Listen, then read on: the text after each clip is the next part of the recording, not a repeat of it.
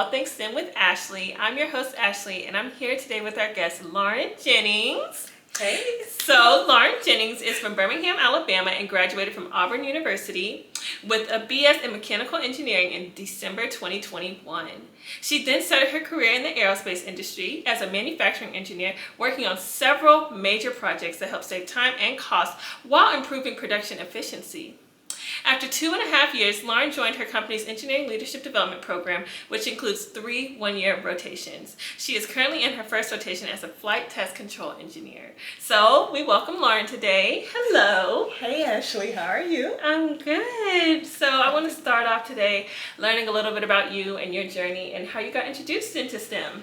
Okay, so yes, my name is Lauryn Jennings. Like she said, I'm from Birmingham, Alabama. I went to Auburn, War Eagle. I studied mechanical engineering. Roll Tide. I studied mechanical engineering. While I was in school, I was involved with NASB. I was involved with Biomedical Engineering Society. I was involved with a lot of organizations only because I really did not know what I wanted to do. But other than that, I am now a flight test engineer. Before that, I was a manufacturing engineer. Excellent. I love that. So can you tell us a little bit about your STEM journey and how you got introduced into STEM and what inspired you to actually study mechanical engineering? Yeah, so growing up, I was always good at math. And I used to tell my mom all the time, I love math. You know, just the simple equations. I was really good in school. I noticed that I was better than some in school, but I basically told her, and she got me involved with a lot of STEM projects and a lot of STEM camps. Yeah. So starting from middle school, that's when I started doing it every summer, going to a STEM camp. And it was usually engineering based, but of course they had the medical, I guess, information. But other than that, it was more STEM, more engineering. I used to go to Huntsville every summer just to go to the space shuttle over there and learn more about engineering over there. That's good. What do you know what that program was called, and are they still doing it? I'm unsure, but it was part of my local community college. Yeah. So it was from Lawson State in Birmingham, Alabama. Awesome. And they just usually did like a STEM camp for engineers, and they used to tell us everything about engineering, and we just went to different field trips and learned everything. Good. Thank you, Lauryn. My next question is, can you share any role models or mentors who have influenced your journey in STEM? Yeah, so I have a few.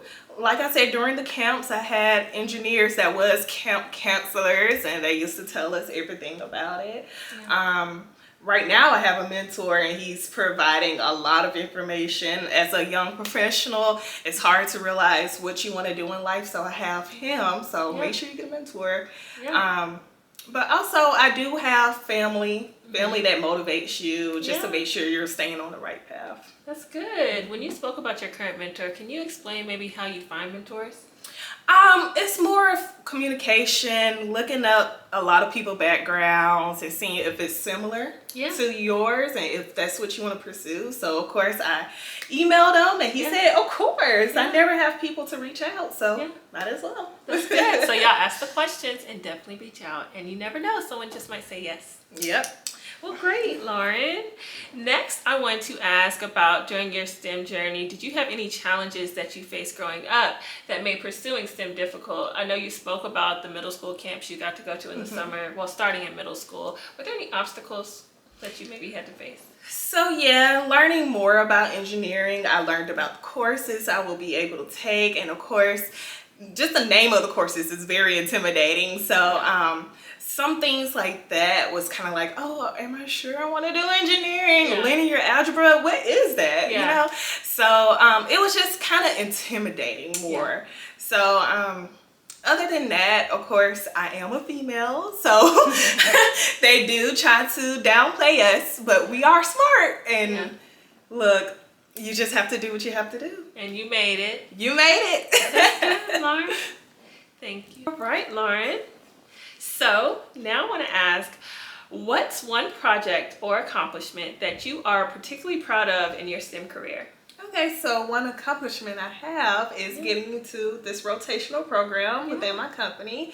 It's very prestigious. A lot of people apply and only 25 get in. So it is a big accomplishment, and within that program you get to rotate throughout the company, figure out what you want to do in life, and also you build your leadership skills. So one of my end goals is to be in leadership. So the program is perfect for me. That's good. Also, I love it. Ashley was in the program as well. Yes, I was, and I enjoyed it. I learned a lot, got to network a lot, and it was very impactful on my journey so far. Thank you. That's an excellent accomplishment. Thank you. So, I want to ask, have you been involved in any initiatives or programs that encourage young women or underrepresented groups to pursue STEM? Of course. So I was the vice president of NASB at my company. So within that, I always reached out to different communities around my company, from middle school, elementary to high school.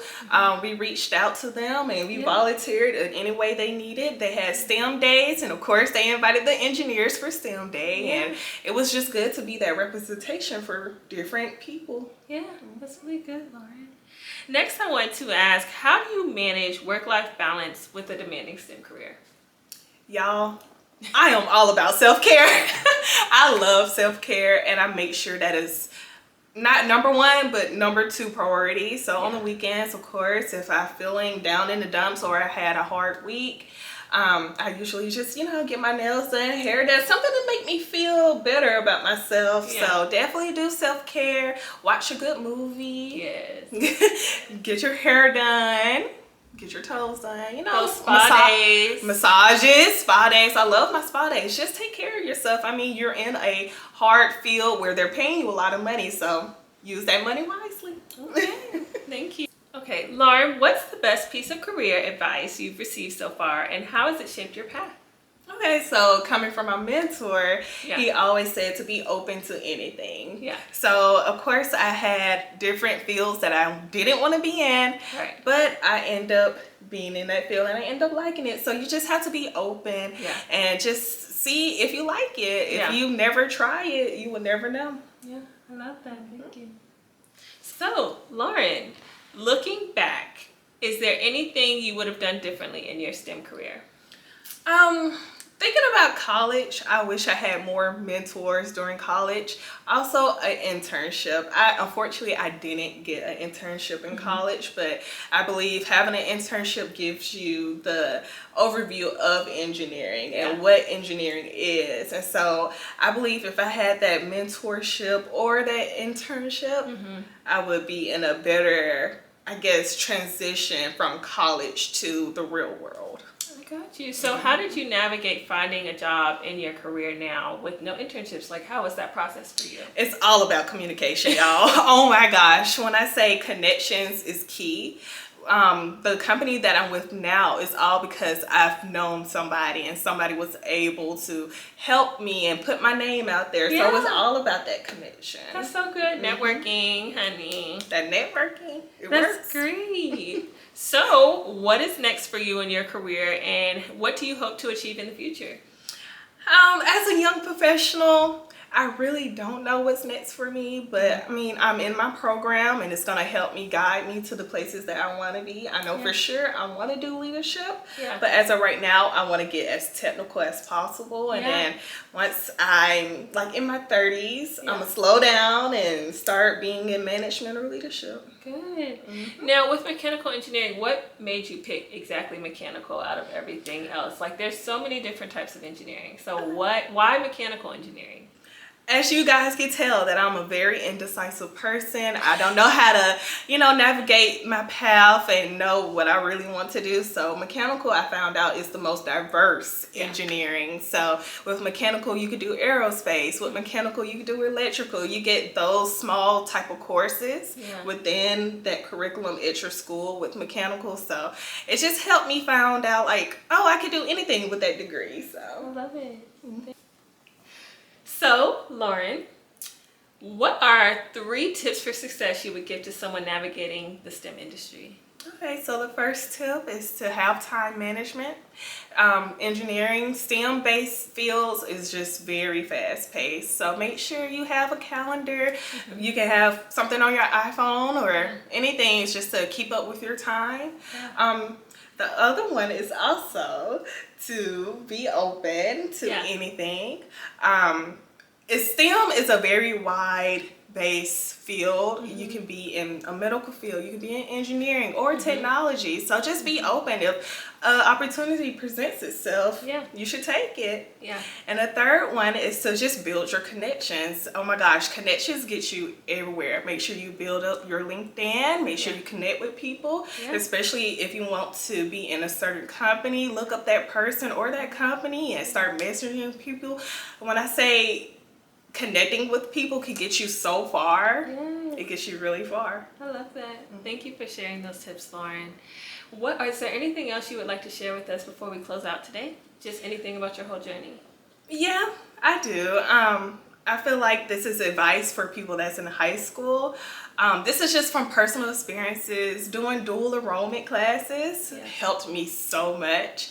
Support your local community college, because that's exactly where I did mine. And it helped me tremendously, especially when it came down to college. So when I first joined Auburn or went to Auburn, I went directly to my engineering classes.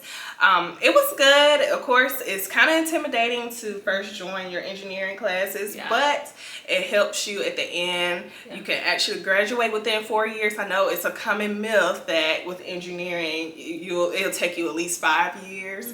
But I mean, those dual enrollment classes were so easy in high school. And if you got the time in high school, you should do it. Well, thank you, Lauryn, and thank you so much for joining us today. We appreciate you. Everyone, make sure you like, subscribe, and comment, and I hope you enjoyed today's episode with Lauryn. Bye!